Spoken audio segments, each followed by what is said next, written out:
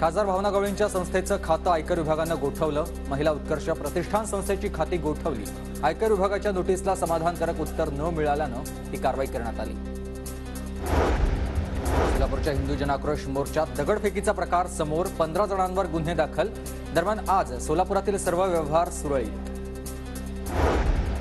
मुख्यमंत्री शिंदेंकडून कोस्टल रोडची पाहणी, नरिमन पॉइंट परिसरात शिंदेंचं स्वच्छता अभियान। अभिनेते किरण माने आज ठाकरे गटात प्रवेश करणार। मातोश्रीवर उद्धव ठाकरेंच्या उपस्थितीत होणार पक्षप्रवेश। सुनील केदार यांना जामीन देण्यास राज्य सरकारचा विरोध। राज्य सरकारकडून मुंबई हायकोर्टात प्रतिज्ञापत्र दाखल। नागपूर जिल्हा बँक घोटाळा प्रकरणात जामीन देण्यास सरकारचा विरोध। 9 जानेवारीला पुढील सुनावणी होणार। भाजप आमदार सुनील कांबळेंच्या विरोधात पुण्यात पोस्टरबाजी। सुनील कांबळेंनी पोलिसाला केलेल्या मारहाणीचा बॅनरमधून विरोध।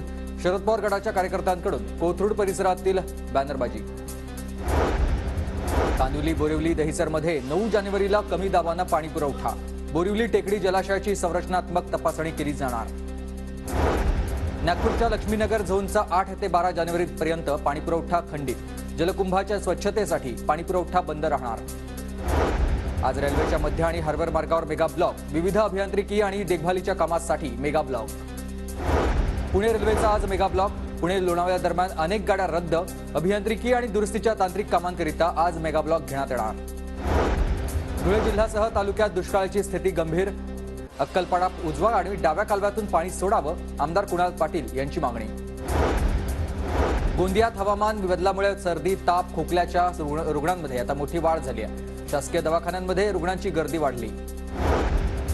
भंडाऱ्यात ढगाळ वातावरणाचा भाजीपाल्याला मोठा फटका। बाजारामध्ये आवक वाढल्यानं भाजीपाल्याचे दर घसरले। भंडाऱ्यात जिल्हाधिकाऱ्यांकडून खरीप पिकांचं अंतिम भाव जाहीर। खरीप पिकांच्या उत्पादनावर खरीप पिकांचं 96 पैसे अशी पैसेवारी घोषित। वाशिम जिल्ह्यात गहू पिकावर खोड अळीचा प्रादुर्भाव। शेतकऱ्यांना उत्पन्नात घट होण्याची भीती। शेतकरी संकटात।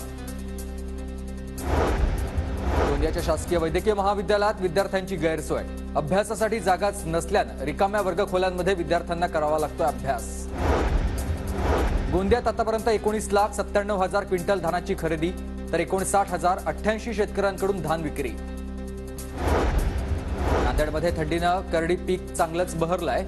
हरभऱ्यासह करडीत मोठ्या प्रमाणात लागवड। रब्बी हंगामात शेतकऱ्यांना फायदा।